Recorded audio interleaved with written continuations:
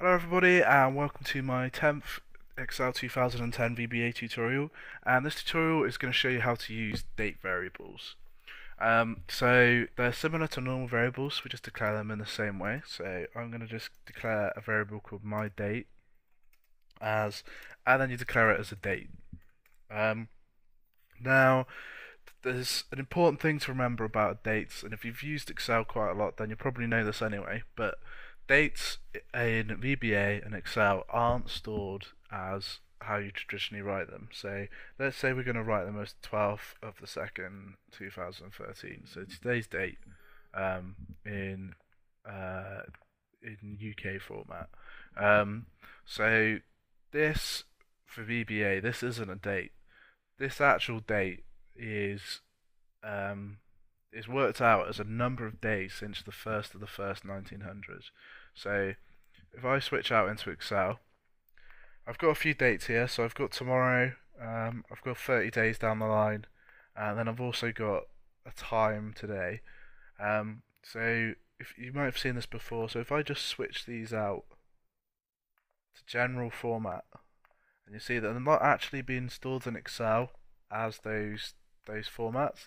They're being stored in Excel as these time serial numbers. So this number here is the number of days from the 1st of the 1st 1900. Tomorrow is just that number plus 1, because tomorrow there's going to be one more day since 1900. 30 days down the line, so it's going to be that many days plus 30. Times are a little bit different, so times still use the same method of number of days since 1st of the 1st 1900. Except instead of having um, instead of having just being a whole number, which just shows the date, it's got a decimal point in as well. So 0.25, and what that means is 0.25 of the day. So that's going to take us through to 6 o'clock. If we say we changed it to 0.5 and then looked at this in date format, and then this is going to come through, and date format isn't what I wanted. I wanted date and time. So let's just find that, date and time. So that's going to show 12 o'clock today. If you wanted to skip out that bit, and you just have a time and you don't have a date, then it's going to be based off of the one from 1900. So if we go into general, it's that literally just 0.5. So it shows up as 0.5 of a day. So that's how you'd represent 12 o'clock. So this is an important concept to remember, because once you understand this, it becomes really, really easy to work with all of your date variables. So let's say we've got today's date. We want to find out what tomorrow's date is. Well, all we need to do is just add 1 to the value of date. So it gets very, very simple. So how do we actually assign values to this? So, well, we've already established that we're not going to write it just as you would with a normal date. So we're not going to write it like this. But we are going to do it in a very similar way to this. So we could just put that in, but then as you notice it's expanded it out, and what Excel is actually thinking this is doing is it's saying 12 divided by 2 divided by 2013. And that's going to give us a time of something like 4 o'clock in the morning or something, or 4 minutes in the morning. So it's going to give us a really, really small number. So what you just need to do is you need to put in some hashtags, and then what these say are, okay, I am putting in a date now. Get ready for the date of your life. And then it lets you put in your date. You can then use this date however you want. So if let's put it into this cell down here. So A3. So this workbook dot sheets sheet 1 dot range A3 dot value equals my dates. Let's press play on this. Switch back. And then you notice that it's put in 2nd of the 12th, 2013.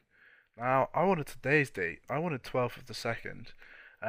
So this is kind of a one of the biggest flaws of Excel. It's fine for you guys over in America, but for us guys over here that have all our Excel set up so that it formats it as uh, kind of uh, day, month, year, it's actually going to take it as month, day, year in the American format. So that's really important to remember. Whenever you're putting it in like this, it's always in the American format. Um, so second 12, so second month, 12 day, 2013. And then when we press play on this, and we come back into here, it's going to have switched it back into whatever format you have your Excel set up to. Um, so that's a really important one to remember. There's really no way around it. If you can try searching around on your computer, you're not going to get anywhere. It's set as a standard part of VBA. Um, if anyone does know a way, then please, please, please let me know. But my experience has been that I've never found anyone who's known how to fix it. Um, so just keep your dates in American when you write them in like that. Um, so what can we do now? So we don't want to just take a date and put it in our thing. So how do we work with these dates? So we can now put in, so let's say my date equals my date plus 1. So we can do really simple mathematics. And if you remember, it's a time serial. Giving it plus 1, it's just going to add 1 onto the day. So it's going to show us what tomorrow is. So let's press play. Go into here. So this is showing 13th of the 2nd, 2013. So that's how you do tomorrow. You can do any number of days. And similarly, if you want to do times, then just do 0.5, or so add half a day. Or if you want to do an hour, then it would be 1/24th, which would be around about 0.039 or something like that. You'd be able to work it out more actually. You could just put 1/24. And that would give you an extra hour.